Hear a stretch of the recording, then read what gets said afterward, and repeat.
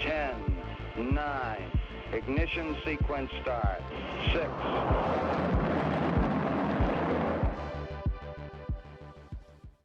Hello and welcome to Rocket Fuel, your daily update of everything that's happening in the Rocket Fuel community. My name is Wack. Today is October 5th and we've got a quick episode for you all. So we're going to get started with this protocol update that came out from Langers overnight. And he said, hey everyone, an important governance vote is imminent. The vote will determine eligible voters for future PDAO governance votes. The vote text has been prepared here, and then there's a link. We can have a look at that in a minute. And it says we aim to raise the 2 votes in 3 days, and as usual there will be a 2-week voting period. If you would like to discuss the vote, here's ongoing discussion here, and then there is an ongoing discussion here, and for context, here is the original discussion that led to the vote. So let's have a quick look at the text that Val has put together. So he says, determine voting criteria RPIT for eligible voters, all nodes. This vote will determine eligible voters for future PDAO governance votes. There are 2 concurrent votes that determine voting criteria. So one will determine voting criteria for all eligible voters, and the second will determine eligible criteria, voting criteria for people with more than 10% RPL or less than 150%. So it says these votes are identical except that different strategies were used to determine the voter eligibility. Vote power was calculated the same way, etc. So it says context around the situation. RPIT 4 defines who gets to vote. This is currently interpreted by people in multiple ways, including that it meant effective state, also that it meant like it's ambiguous basically, and then that's where the discussion came out of, and there's context around that as well, so you can check that out. You can read the text that Val has put together. Val put together, so go and have a look at that to get more context around what the vote is, why it's taking place, and we've covered it on Rocket Fuel before, so I won't go over that too much. Here there's a new forum discussion post talking about who should vote. So Epinef put it together, saying the text is being finalized for a snapshot vote to clarify whether or not node operators whose RPL collateral falls below 10% should be eligible or ineligible to vote in snapshot governance in the future. This determines a fundamental property of governance and will likely carry on with subsequent on-chain voting implementations. It's a vote about what voting system will be best for Rocket Pool going forward. Please weigh into the discussion with your opinions, concerns, questions, pros and cons. Should node operators with less than 10% collateral be eligible to vote? Why are you going to vote the way you are going to vote? And then there's a link to Discord there as well. So here Patches was the first person to respond by saying, I would encourage you to vote with the option you believe is best for the protocol. I'm just going to read out the highlighted pieces. He made it so easy for me. Thanks, Patches. He says, I'm in support of all RPL staked between 0 and 150%, counting as voting power. And then he explains that these node operators have at least 1 mini pool, therefore they have skin in the game. This is my moral argument. And then he says that there's a practical argument as well, which is about the expectations around getting people to top up to 10% to take part in governance. And then he kind of addresses this idea of whether or not it will impact the utility of the RPL token. And then he says if the minimum is 0%, can't I vote without running a mini pool? And he says no, 150% of 0 is still 0. You need to have a mini pool. So he says anyone who runs a mini pool is subject to Rocket Pool governance, and they should share in the democratic process. So I responded by saying I think that voting should be 10% to 150%, but I'm willing to listen to arguments in either direction, and I'm open to being persuaded. Like Patches above has made some great points, and that's giving me a lot to think about. And then here there was Dark Message, who replied by saying, in Switzerland everybody votes, therefore in Rocket Pool everyone should vote, and you are a citizen of the Rocket Pool community by running a node, and every citizen should get a vote. And then Waldorf says that he's going to start by voting with abstain, and his main goal for this vote is that both votes are in agreement. So he's going to then see how the votes are going before he does anything else. But he says, I'll be opening it with an abstain position and will primarily use my vote to help push towards agreement if there is a mismatch. And Waldorf concludes, he's one of the biggest, I think the second or third, he's either the biggest or second biggest vote rocket receiver. He says that folks have delegated to me. If you don't like that usage, feel free to override, see vote guide or delegates elsewhere ahead of the vote. And then Dr. Doofus says, although my initial inclination would be that effective RPL should match for both RPL rewards and voting, making the relevant range 10% to 150%, I think it will avoid most problems with this least potential detrimental impact by allowing voting down to 0%. And then he says, I agree with Valdo that for me the most important thing is that this vote moves on. I'm not a bandwagon jumper, but I'm no more likely to throw my vote behind whichever choice seems more popular. So there's discussion that's still ongoing. This will be going to a vote in a few days' time, so definitely go and check that out if you're interested.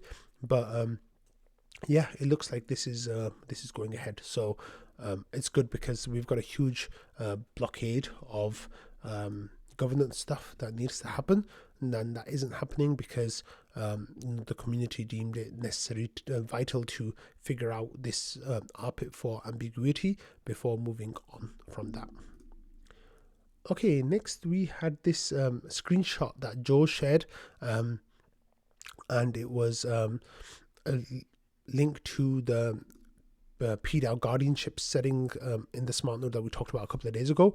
So here he's got like a command saying, rocket pool CLI PPRP. So and then it starts asking for values that you want to put in there, saying please enter the new rewards allocation for node operators as a percentage from 0 to 1. So he's changed that to 0.8 instead of like the 0.7 that you have now. It says your value will multiply by 10 to the 18 to be stored in the contracts, which results in, and then there's 8 with 18 zeros. It says please make sure this is what you want and does not have any floating point errors. It says, is this the correct result? Yes. And then it says add new rewards allocation for Oracle DAO, and you can change that to 10%, and then the same questions again, and then add the new rewards for the PDAO, and then 0 to 1, and then you can change that to 10%. So this is the kind of process that the community would go through in the future, where someone would go through the CLI, they would run this process, and then that would give you an output, I presume, that would then go to vote.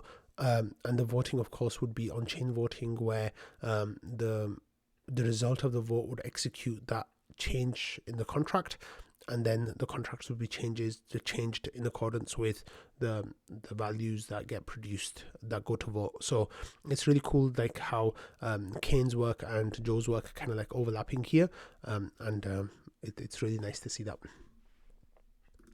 Okay, so next, some of you might remember from last year where we had the stake from home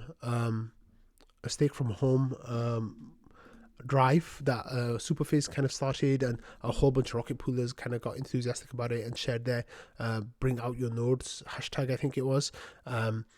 And what happened here, Dr. Doofus set up, he says, my rocket pool node made from old Linux box, the Charleston Chew box stops the fan from rattling. Someone suggested dusting it out, but I'm not going to. Also, not going to attach the SSD in the bay ever.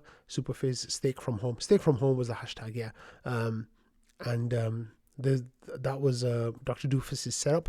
But then what ended up happening was this follow-up post says, a small problem with my rocket pool node. It seems the Charleston shoes I used to stabilize the fan attracted flies.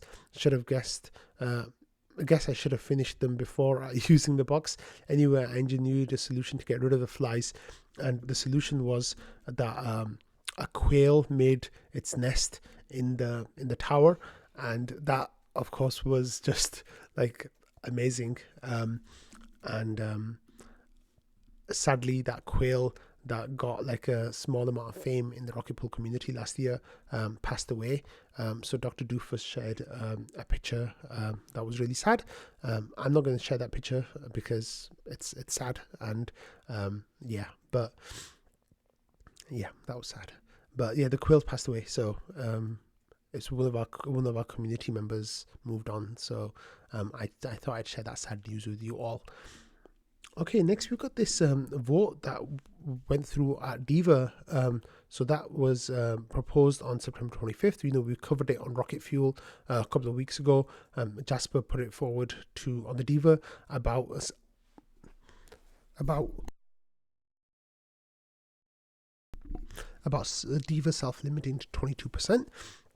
So this vote was strongly in favor, where around 89% of people voted to self-limit, 10% of people voted to not limit, and then I think just a handful of people abstained, 0.07%. So I, of course, voted to self-limit in this situation. Funnily enough, 1, 2, 3, 4, 5, 6. In terms of voting power, I was number 6 with the number of votes I have on Diva. So that's pretty amazing. Thanks for everyone who's delegated to me. There's some comments here about the people who voted against it, and the main one here is from Letters.eth, and Letters.eth is actually one of the bigger delegates with 2.7 million votes. So Letters.eth said, I made my comments in the below link on why I believe Diva should not signal vote to self-limit at this time, and advised updating the proposal to include the risks of signal voting on issues that, if they were to arise as problematic, could happen many years in advance when the dynamics of the proposal have changed. And then there's a link there as well. And then so some people did vote against it, but not many. But this is a resounding pass for Diva. So Diva now joins a list of protocols that are happy to signal that they are self-limiting at 22%, and that's really cool to see. Okay, the next news here is from Stakesaurus, and Stakesaurus's news isn't necessarily directly related to Rocket Pool, but what Stakesaurus is doing is open sourcing their in-house ETH staking guide that Stakesaurus uses for their own business. It says it's a document that's been painstakingly compiled over the past couple of weeks, designed to bring any lay person from 0 to 1 on home staking conceptually and operationally. So there's a whole document there, and then they're kind of sharing the reasons why they're doing that and why it's important to be doing that, and that and they're giving credit as well to ETHStaker and CoinCashew and Summer ESAT and Rocket Pool as well. So those guides, of course, are all really great guides. The reason why it's not that applicable to Rocket Pool is because we already have our own guides based on the Smartnode stack, which are absolutely amazing. So this might not be directly applicable to any of you all, but if you want to set up a solo validator alongside your Rocket Pool validators, then you can follow this guide to do that. Okay, next we have a couple of things from Gravita to finish the episode. So yesterday we talked about how Maker is closing off their ETH vaults, and they're giving people just a matter of weeks to close out their positions. And we talked about how Spark could absorb a lot of that, and DeFi Saver are actually setting up a one-click solution, not one-click solution, but close enough to migrating from Maker to the Spark. And Spark, of course, is a sub-DAO of Maker, so that's still going to continue over there. But Maidstyle here, who works with Gravita, I guess listened to Rocket Fuel yesterday, where we were talking about how some of those people might move to Gravita, saying, I just made this with a graph. So he had a tweet, and the tweet says, MakerDAO will regret abandoning Rocket Pool, but our ETH holders will rejoice. They can now save an average of $3,900 in fees over 5 years thanks to Gravita protocol. But what are the other benefits? So they said there's fee, which is a huge benefit, meaning that Gravita just takes a one-time 0.5% loan origination fee, and that's pro rata as well, so for 6 months. So if you pay back in less than 6 months, then you don't pay that full 0.5% origination fee. And then Maidstyle says that Spark rate is variable but averages between 0.8% to 4%. So in all scenarios, Gravita wins, even for a 1 month loan duration. So they're just kind of showing out what it looks like. And then in terms of max LTV, Gravita allows users to borrow at up to 85%, whereas Spark only allows 68.5%. So it says if you open a loan at 50% TLV on both platforms every day, for last year, you would have been liquidated 15 times on Spark already, but on Gravita you only would have been liquidated 2 times. So that kind of shows you how those factors differ. And then with layer 2 support, Gravita is on Arbitrum, whereas Spark is not on any layer 2s. And it says there's a lot to like about liquidity protocols, CDP models, and our ETH holders should not follow the advice to borrow on Spark, but consider alternatives like Gravita. So, they're really kind of like leaning into that that push that says, don't automatically just go to Spark, but think about alternatives out there that might be much better for you and cost you much less over the lifetime of your loan.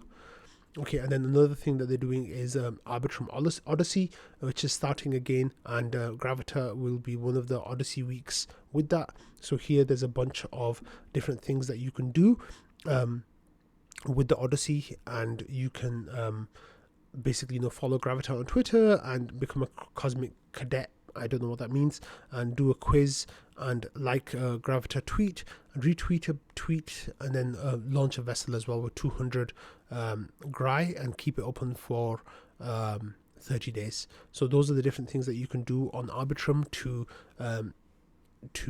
get some Gravita points, and they'll also be using this towards the Gravita Ascend values that people will get a chance to get, I presume, the Gravita airdrop. So keep that in mind. If you are interested in checking that out, then go ahead and interact with Gravita however you are happy with, whatever your risk profile is. Of course, with DeFi products, Gravita is not a long established product. There could be issues, bugs, etc. Please interact with other protocols at your own risk. On that note, I'm going to end today's episode. Thank you all for watching, listening, and being part of the Rocket Fuel community, and I will see you all tomorrow. Bye.